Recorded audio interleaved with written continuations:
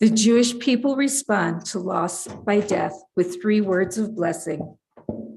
In English, the words mean, praised is the judge of truth. In the wisdom of our tradition, please repeat these words after me. Baruch Dayan Ha'emet. Praised is the judge of truth. We praise God at this time of remembrance for the lives we shared and the memories we cherish. Even in times of sorrow, we remember God's many kindnesses to us.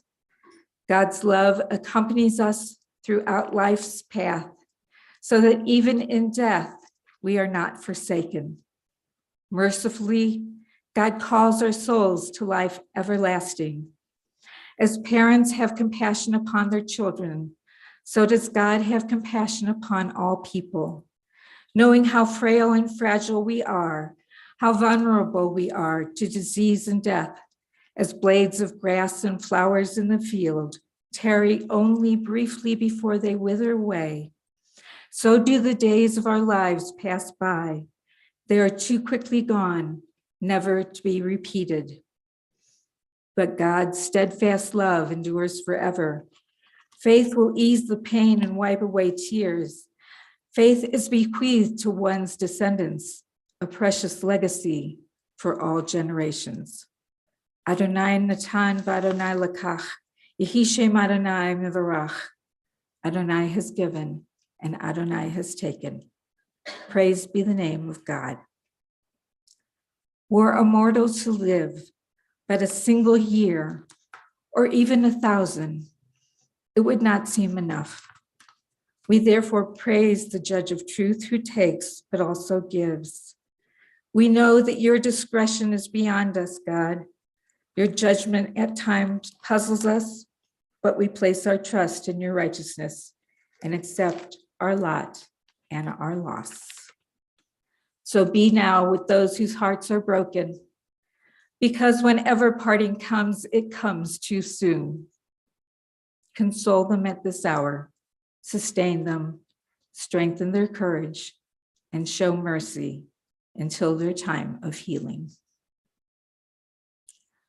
Modim anachnu lach, modim anachnu lach, shatahu Adonai Eloheinu, shatahu Velohei Avotenu Leolam Vaed. Tzur Chayenu Magen Yishenu Atahu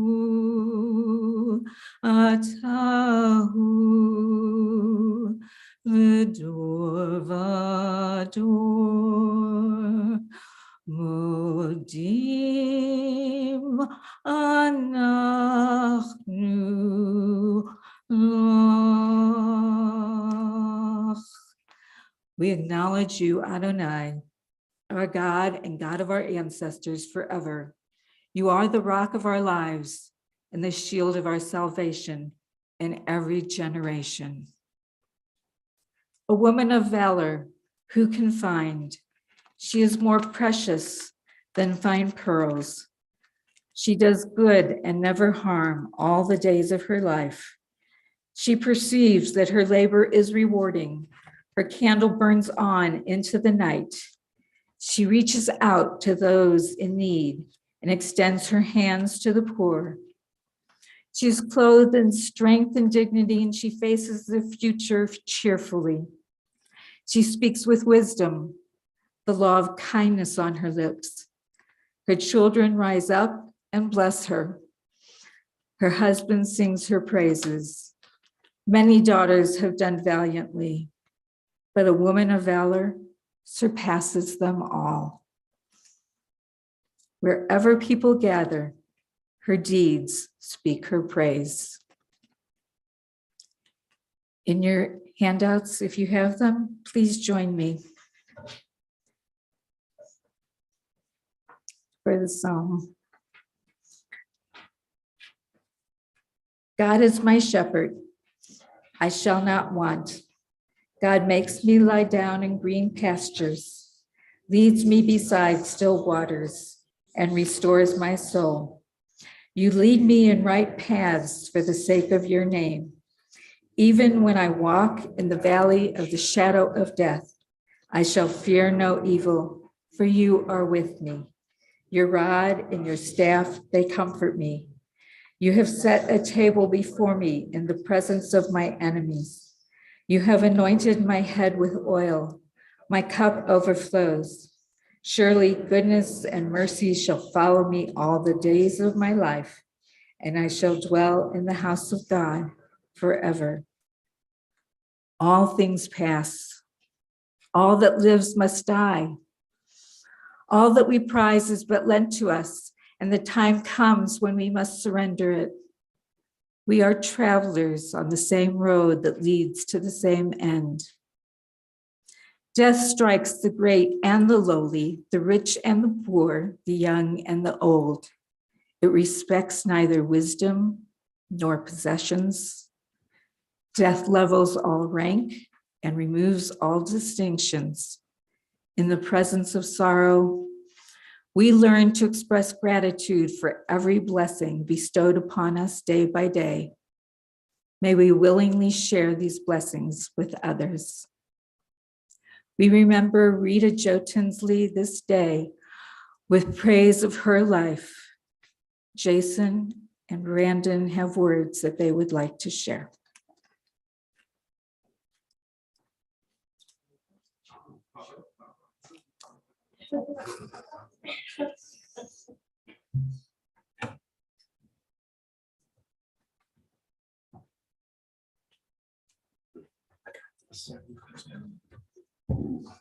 Hello, everybody.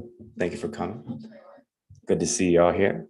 My name is Brandon Kruckman. I am a grandson of Rita Jo Tinsley. And let's be honest, when we were in the room, nobody else mattered. Nobody else existed. So we got to kind of enjoy her, her relationship a little extra special because she just loved her grandchildren so much.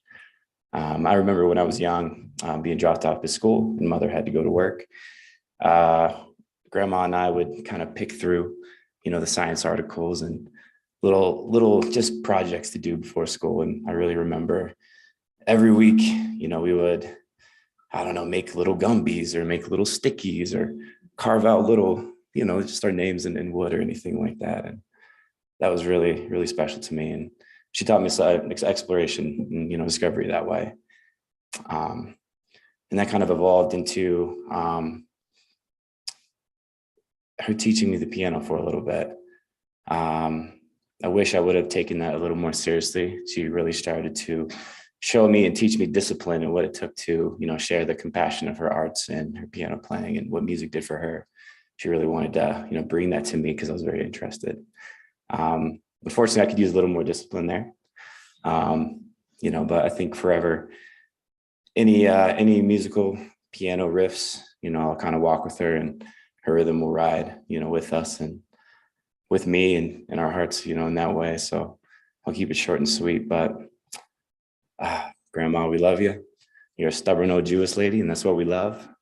My goodness. Yes, of course I'll do that for you, Grandma. No problem at all. I just hope to walk with you in all the rhythms that will come and have passed. So thank you. We love you.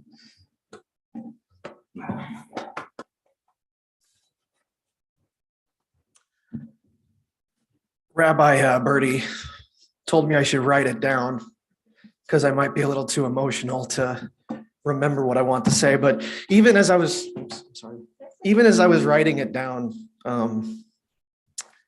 there's just not enough that you can say, but I did write something down, so I'll read it. I've had the opportunity to spend a great deal of time with my grandma over the last 10 years. It started out just going over there for dinner. She kept nagging me, hey, you live so much closer to me now. You should come over for dinner. And so she promised my favorite, which was meatloaf. Just loved her meatloaf, just a lump of meat covered in ketchup. But man, was it good.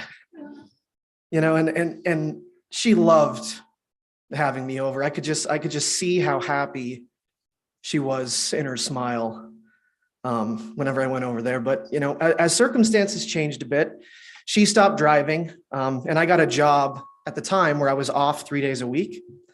The third day was a Tuesday, and so she asked me if I could start taking her to pulmonary rehab.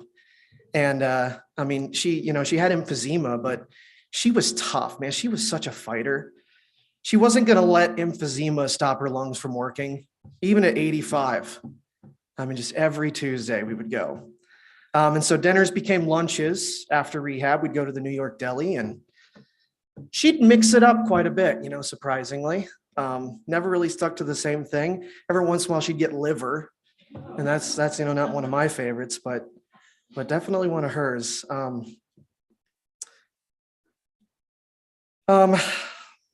Sorry, I lost my spot. I got really good at doing things the way that she wanted them done.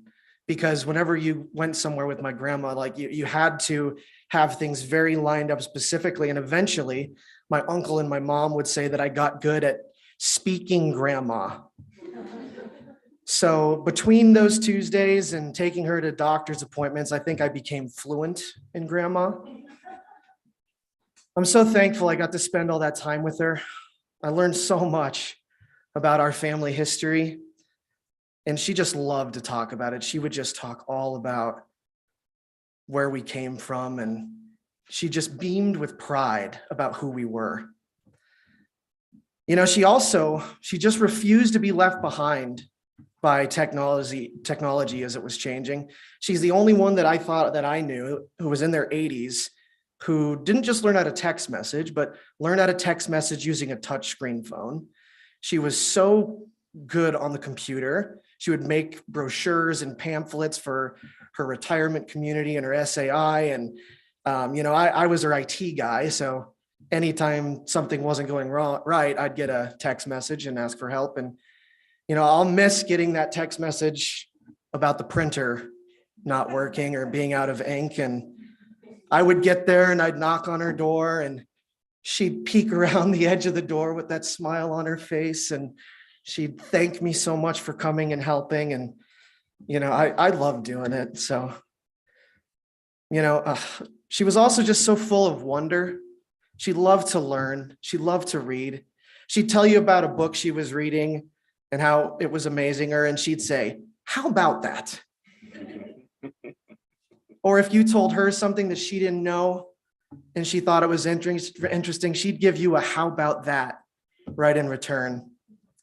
You lived through a lot in 93 years, a lot of world events. She was born in 1927, and she lived through things like the Great Depression and World War and so many other things, all the way up through COVID.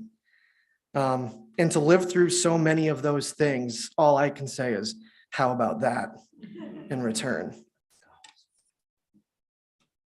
More than anything, though, she loved to give. During the holidays or a birthday, she couldn't wait to watch you open your presents. She'd just have this giant smile, that smile on her face, and just you could see how full of joy it was and how much she loved to spoil Brandon and I. Like you said, when we were there, just that was her world. We're lucky. It was the smile of someone who loved us unconditionally, who was just so joyfully happy that we were there. I'm very grateful that I got to spend all that time with her, and I'll miss her very much.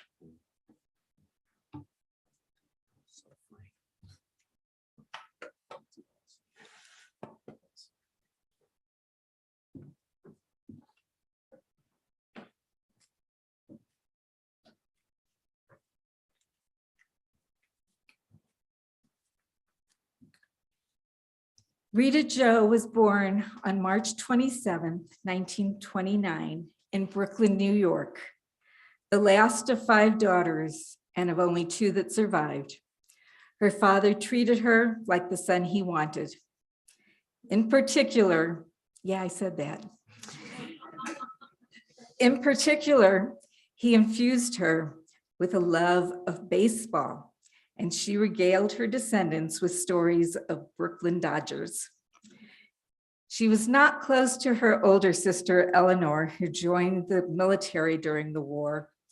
Having moved to Miami when she was 12, Rita lived out the war in Miami High School with rations and blackout curtains, after which she attended the University of Miami, where she acquired a bachelor's in music and education, along with University of Miami swag for ball teams.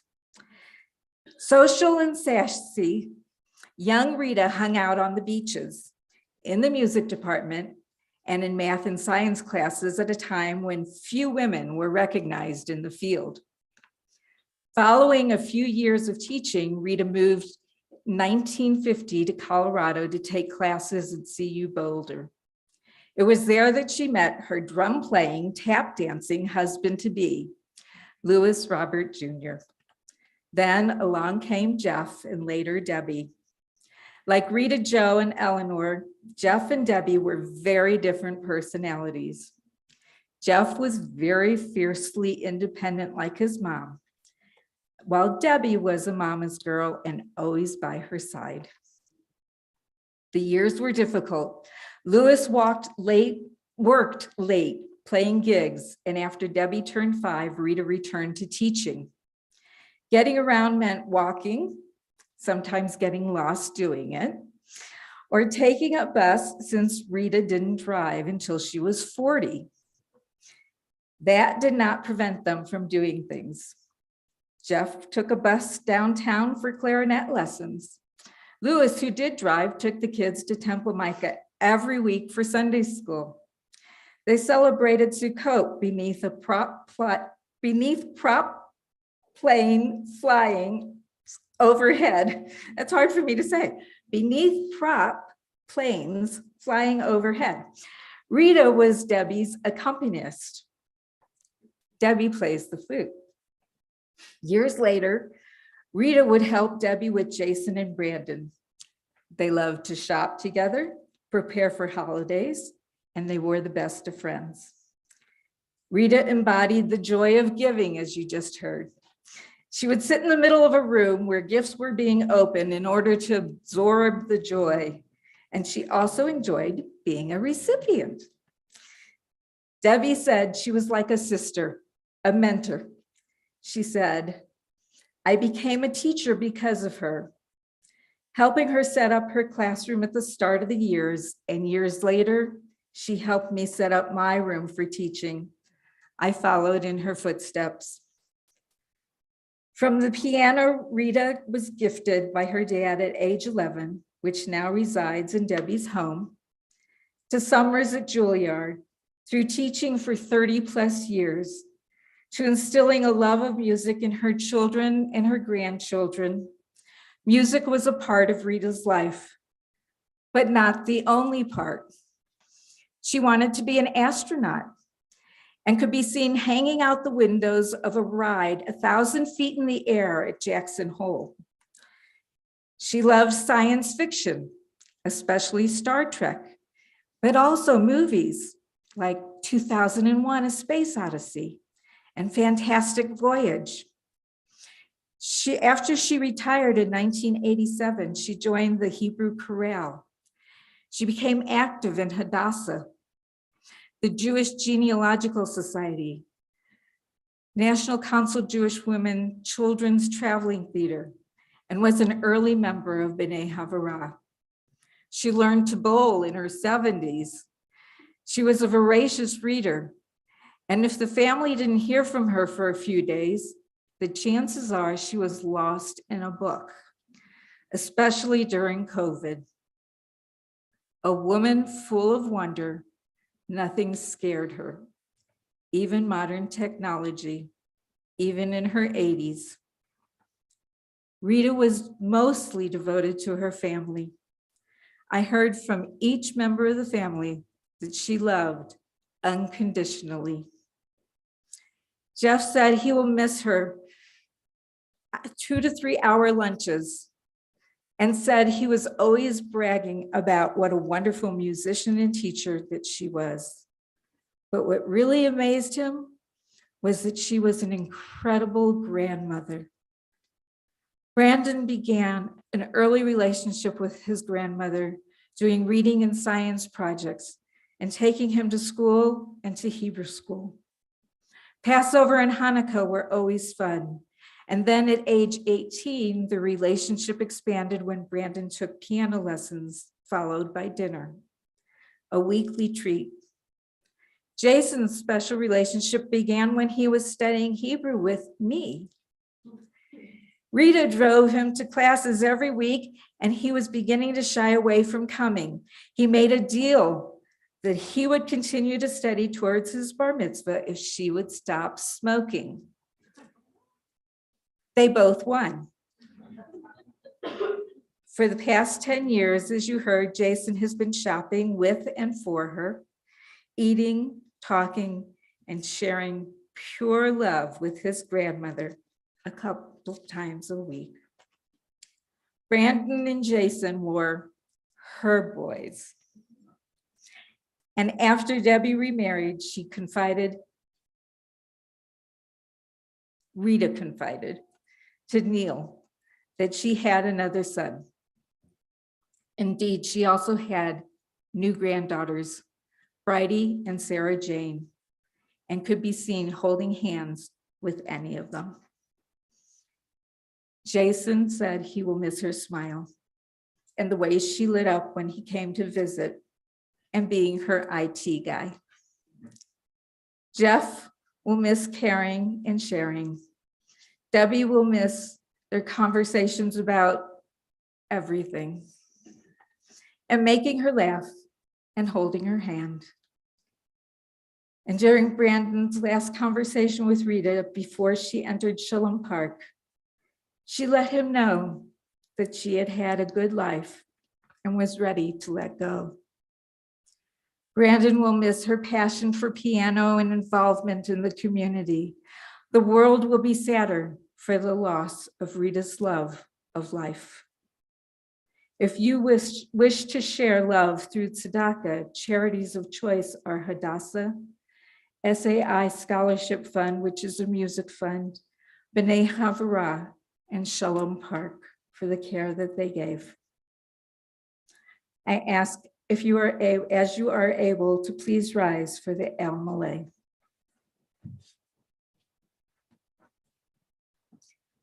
God, exalted and full of compassion, grant perfect peace in your sheltering presence among the holy and the pure, to the soul of Rita Jo Tinsley, who has gone to her eternal home.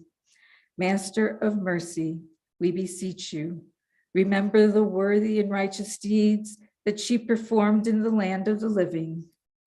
May her soul be bound up in the bond of life, and may she rest in peace. El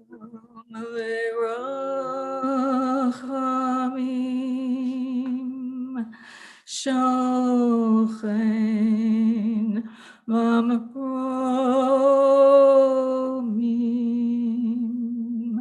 Hamatzei Menucha Nechona Tachat Kanfei Hashechina B'ma'alot Kedoshim U'Tehorim Kezohar Harakia Mazhirim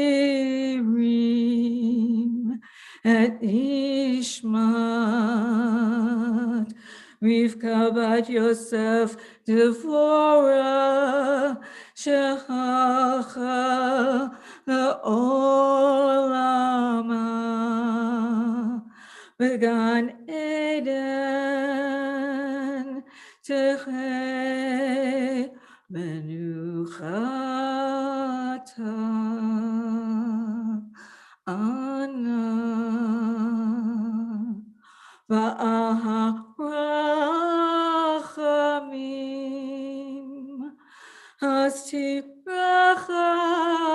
וסתר כנפיך לעולמים. וצרור בצרור החיים את נשמתה. אדוני הוא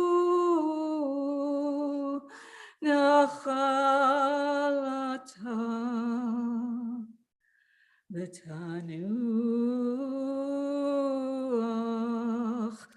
ושלום המשכבה ונאמר amen.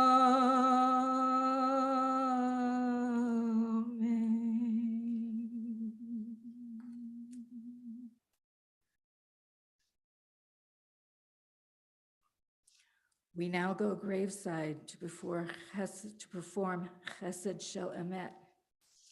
It is a sign of respect and an act of kindness to participate in the burial of the deceased. Kaddish will be recited graveside after the burial at Mount Nebo, and an open house will be held at the Krukman home beginning at 1 today.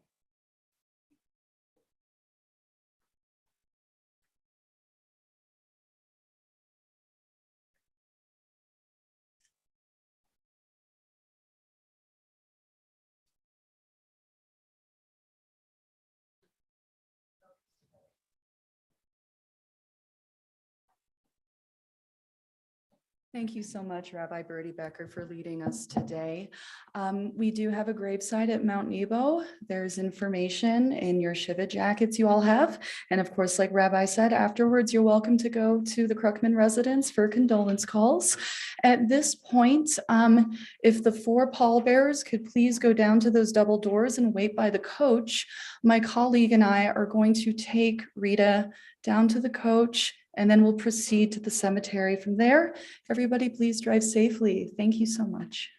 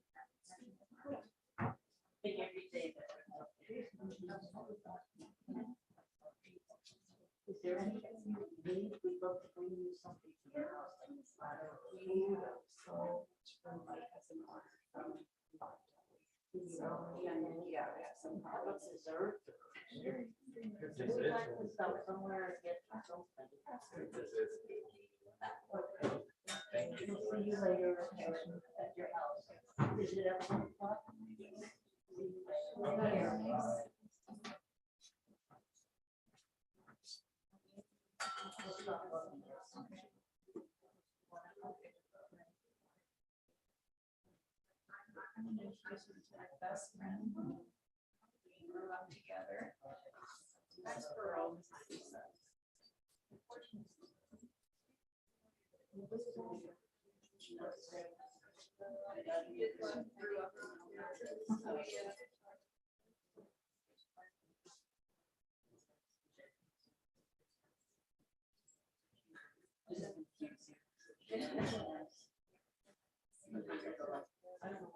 Yeah.